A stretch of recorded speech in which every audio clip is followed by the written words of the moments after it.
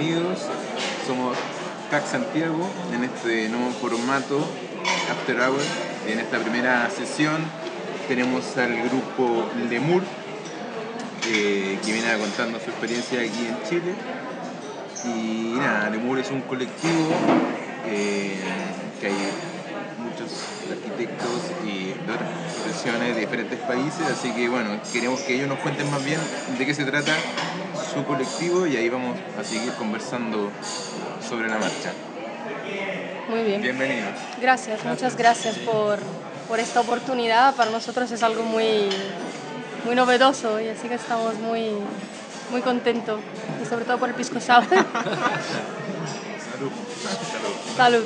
Salud. Bueno, cuéntanos un poco de qué se trata esto. Vale. de Lemur. Bueno, en realidad Lemur es un colectivo de personas, es una manera para trabajar juntos de otra forma, ¿no? En realidad la origen es casi sabida, ¿no? En España ya sabéis la situación laboral que hay, entonces esto fue como la oportunidad para hacer algo que siempre quisimos hacer.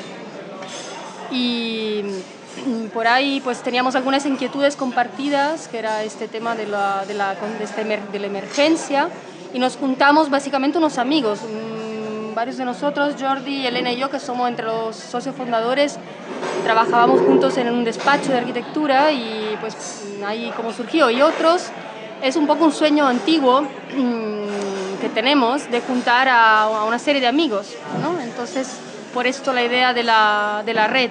Y por esto la red enseguida es como una red internacional, no es por nada, es porque en algún momento todas las personas que salen en Lemur compartieron con alguno de nosotros algo, ya sea que estudiamos juntos, ya sea cualquier cosa, ¿no? Entonces era como una manera para darle cuerpo a algo, como una manera para no perder las personas, ¿no? Así, no sé si quieres decir algo tú sobre eso. No. ¿Cuál fue el primer trabajo que hicieron? ¿Cómo? Claro, el tema es que a partir de esto? esa red empezamos con, bueno, Lemur significa Laboratorio de Emergencias Urbanas. Y desde ahí nos ocupamos principalmente de lo que entendemos como emergencias, ya sean por catástrofes naturales o antrópicas, o otro tipo de emergencias urbanas que se dan, por ejemplo, en general en todos sitios, pero en Barcelona nunca hay catástrofes naturales ni antrópicas, pero sí que se pueden detectar emergencias, momentos o colectivos que sufren cierta discriminación. Son emergencias poco visibles muchas veces, pero va en contra de la calidad urbana, de la calidad de vida de estas personas y desde Lemur también uno de los objetivos es hacer visibles estas emergencias. Sí. Y en realidad entendemos que no es muy distinto, o sea, lo que ocurre cuando hay un desastre natural o antrópico, es igual el origen, es como si hubiera una especie de aceleración y una intensidad de repente muy fuerte de algo que es una transformación urbana, ¿no? Es como si de repente todo aquello adquiriera como una velocidad, ¿no? Y una intensidad muy distinta. Y por eso es tan interesante también estudiar los desastres, porque es como si fuera una especie de laboratorio, ¿no? De laboratorio de la arquitectura y de las ciencias sociales también, porque obviamente hay personas que están involucradas ahí, ¿no? Pero cuando tú detectas una situación de pérdida de un equilibrio ecológico, si quieres, en la ciudad, es algo parecido. Lo que pasa es que ocurre con ritmos y con intensidad diferente, y por esto no lo parece, ¿no? Hay muchos temas que nos interesa conversar, pero especialmente aquí hablan de, claro, no está la urgencia económica trabajar sobre esto, por lo tanto no hay presupuesto, por lo tanto la lógica típica del arquitecto o del despacho de arquitectura no opera, ¿no? Claro. Aquí viene otra gestión que es la autogestión Totalmente. Entonces, o sea, ¿cómo se hace? ¿Qué estrategias, Bueno, qué estrategias se elaboran? ¿De dónde vienen?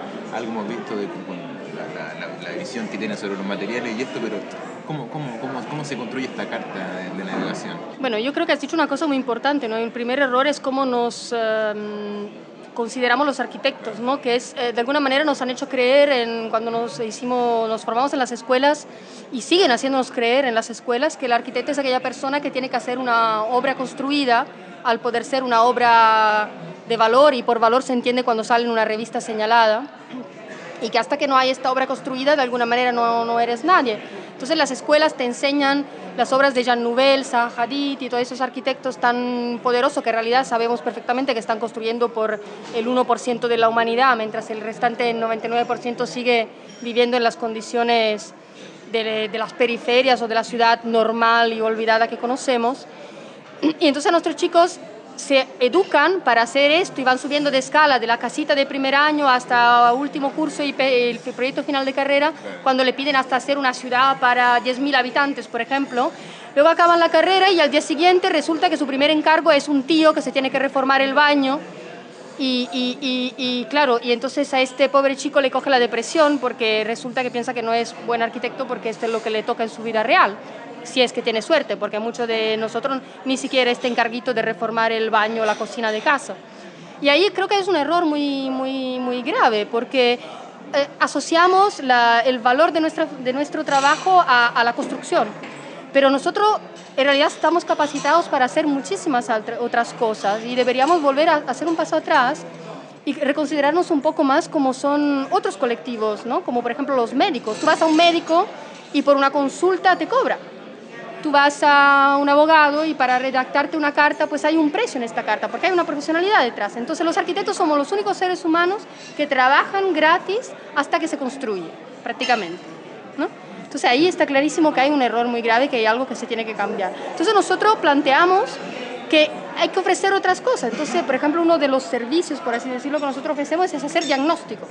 El diagnóstico es un informe que requiere una lectura crítica, que requiere un conocimiento, que requiere un trabajo y creemos que esto también se debería poder pagar. O sea, puede ser que un colectivo nos pida un diagnóstico y que nos pague ese diagnóstico y que con esto se quede la cosa. Y nosotros nos sentiríamos muy contentos y creyendo de haber cumplido con nuestra tarea de arquitectos haciendo esto, ¿no? O bien hay otros colectivos, como ahora esto mencionábamos las escuelas, necesitan hacer una intervención en el patio con materiales baratos y lo que necesitan es una asesoría técnica, que tú les acompañes, a lo mejor les hagas 4 diseños y ayudes a que la colectividad misma, la comunidad escolar, se autoconstruya aquello que necesita. Tenemos algún ejemplo que hemos estado haciendo en una escuela de Barcelona de esto y fue así. Entonces ahí necesitan básicamente que tú les acompañes en un proceso de empoderamiento que ellos ya tienen y lo que les falta son las nociones técnicas, pero no necesitan que tú vas allá con el bulldozer y el rebomborio, ¿entiendes? Entonces es como un cambio de paradigma, creemos nosotros. Un cambio de mirada también. Un cambio de mirada. De mirada sí. de la profesión. Un cambio de mirada. Sí, perdona, y para nosotros eso, claro, a veces vemos un sitio de Riazo, vemos que hay crisis ecológica, ¿qué hacer? ¿Cómo salir a buscar fondos? Claro, ¿cuál es la mecánica que no ocupaba usted? Pues claro. la lógica conocida, tradicional, es que hay un encargo por parte, en el caso de operaciones urbanas del gobierno local, que pasa por un arquitecto y que termina en un usuario que probablemente en muchos casos nunca supo de nada y le llegó el resultado. O tuvo que opinar sobre un papel ya hecho. Entonces, ¿cómo es posible? ¿Ha tenido la experiencia usted de operar de la manera inversa? O sea, poder relacionarse con el usuario, hacer un diagnóstico, como decías tú, y a partir de una cierta visión, de una cierta propuesta, llegar al gobierno local o al... A ver, está claro que nosotros también estamos experimentando con estos métodos. De hecho, estamos empezando y nos está resultando sumamente difícil encontrar los recursos, ¿no? Porque los modelos clásicos ya no sirven. O sea, aquello que era presentarte en unas licitaciones públicas ya no sirve porque allá, por ejemplo, las licitaciones más interesantes pasan por tener una solvencia técnica y económica, que significa tener un currículum de tanta obra construida hasta avales bancarios para poder hacer. Por lo tanto, esto ahí es brutal porque los jóvenes arquitectos de alguna manera es como si les cerrara la puerta de entrada. Entonces, hay dos opciones: perseguir en la manera tradicional, asociándose con otros más potentes, que hay algunos que lo están haciendo, o bien intentar investigar otras maneras que además son la oportunidad de aprender a trabajar de otra manera, que es un poco lo que nosotros estamos investigando. Entonces, yo creo que el primer error, bueno, nosotros creemos que el primer error es que normalmente los encargos vienen desde arriba, ¿no? O sea, hay un ayuntamiento, hay un gobierno, hay unos arquitectos que deciden que en aquel sitio hay que hacer una tal cosa. Pero eso está mal, porque esto hace que luego haya este desencaje, una vez más, entre aquello que finalmente se hace hasta con una lluvia de recursos y luego lo que es el reconocimiento y la aceptación por parte del usuario de este objeto una vez que esté hecho.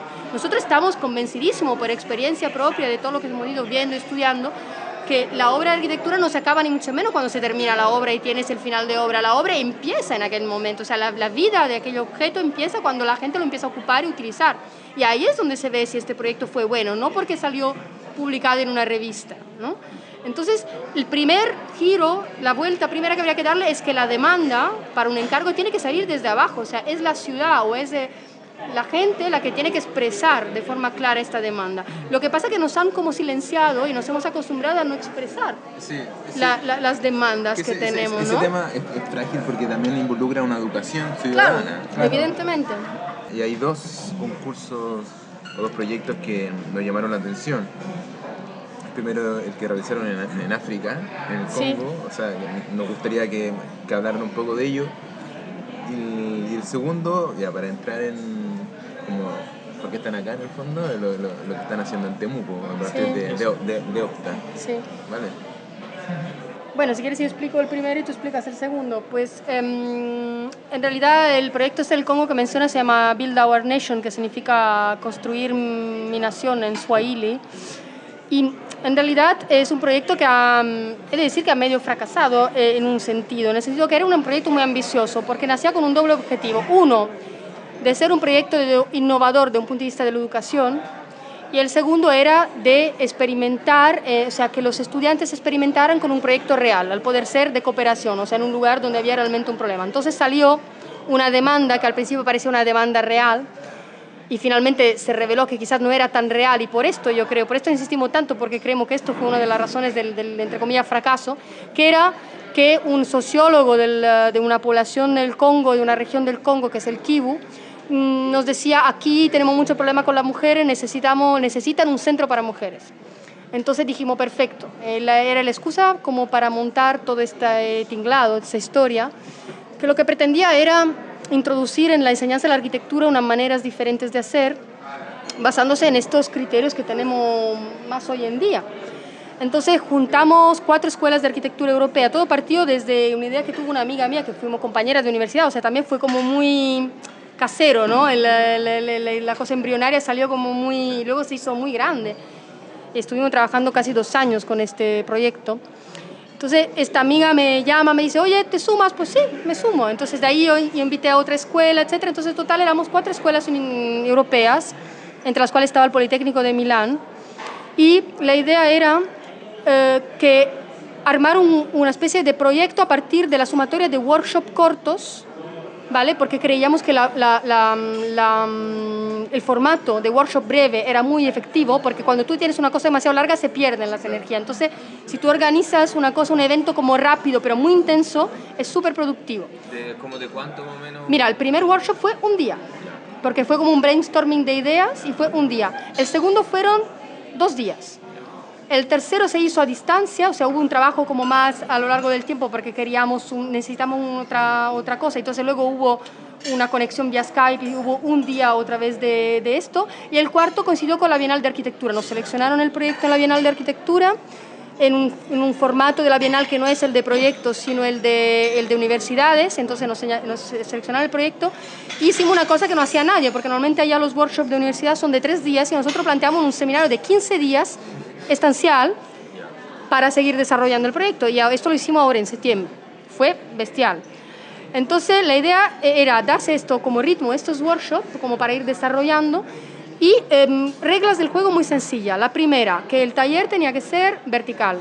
Por lo tanto, nosotros teníamos estudiantes de primero hasta PFC e inclusive de máster, todos juntos. O sea, había una selección y cada escuela tenía que armar un grupo heterogéneo en ese sentido.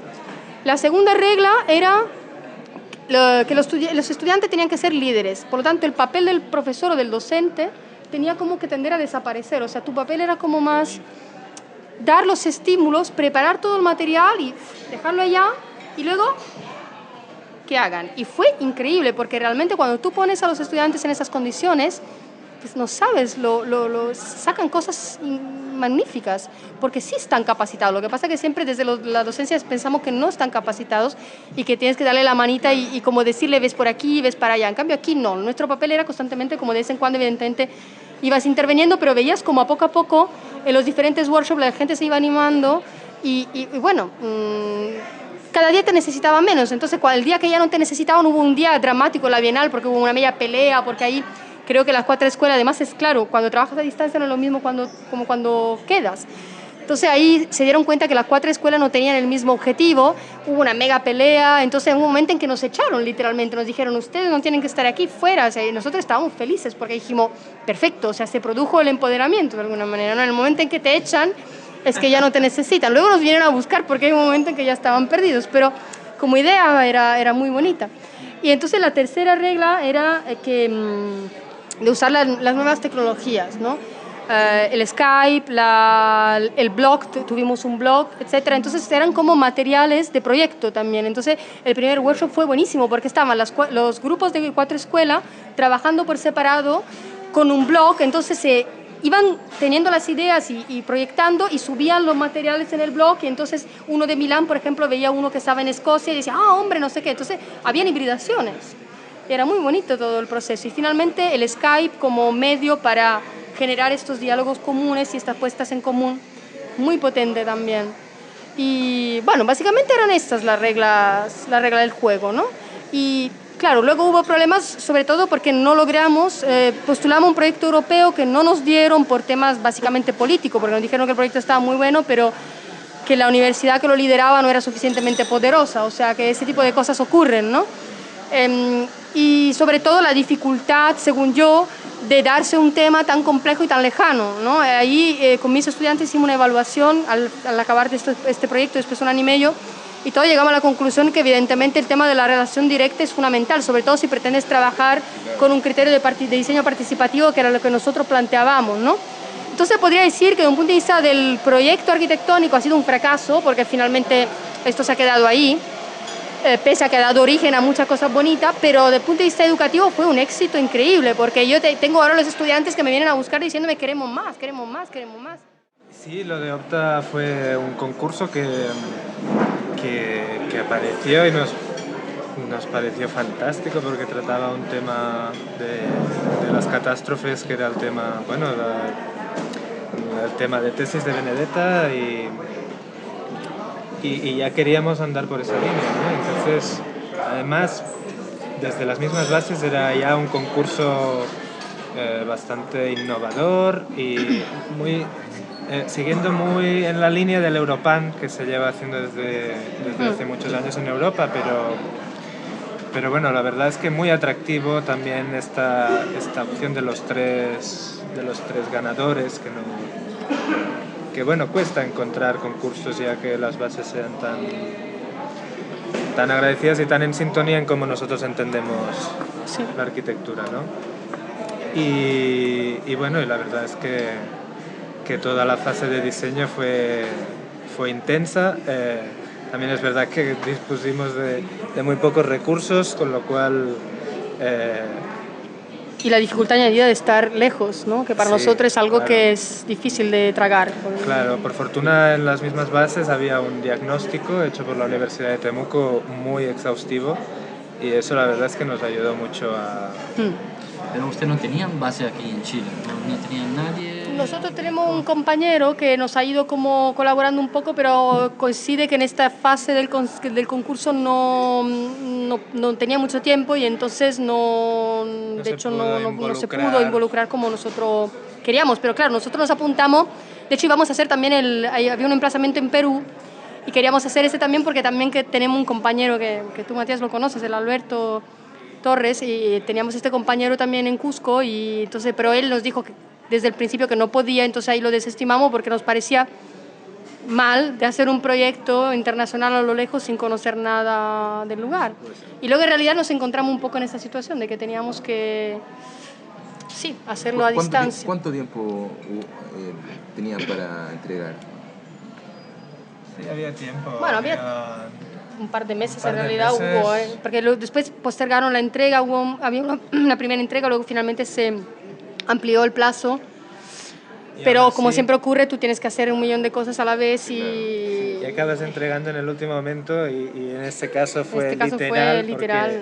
Porque conseguimos subir los archivos 5 minutos antes del fin de que cerraran el término, o sea que fue y guau. fue intenso. Oye, Cuéntanos, ¿puedes decir? sí, lo que quieras.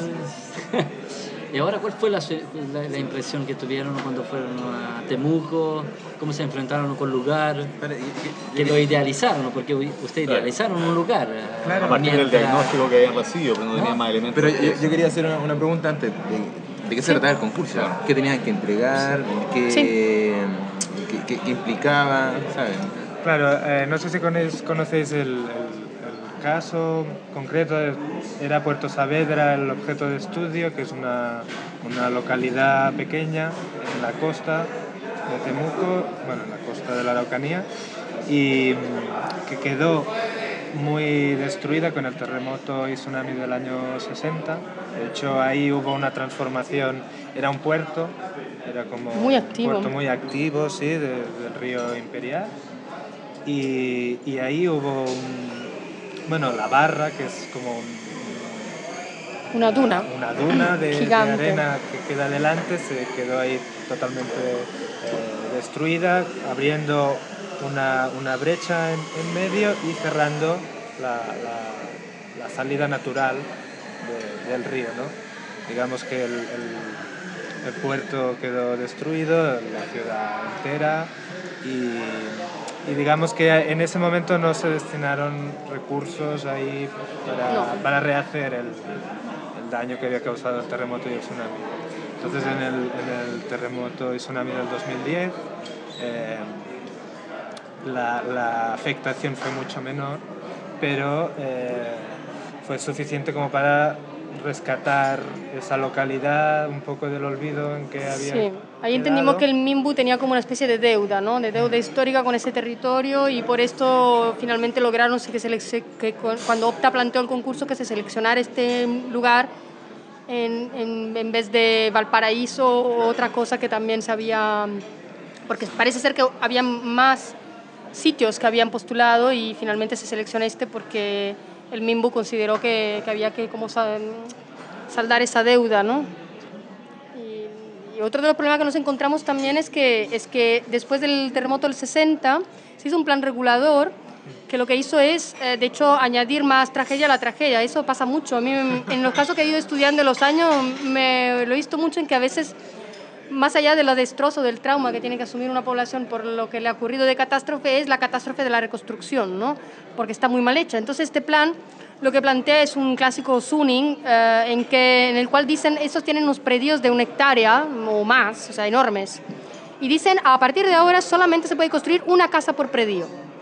Pero al mismo tiempo no ponen la dotación legislativa y operativa como para que esto se haga viable. Entonces, ¿qué pasa? Que hay casos en que sí es así, entonces hay predios que empiezan a vaciarse, casitas que caen en la ruina, otros que en cambio no lo respetan, etc. Entonces el resultado es una auténtica locura, porque tienes un tejido muy deshecho, como se puede decir, muy desestructurado, que no ayuda, y además encima obligaron a la gente, empezaron a meter la clásica cosa que dice, no, hay que irse todo por los cerros, entonces todas las casas para el cerro.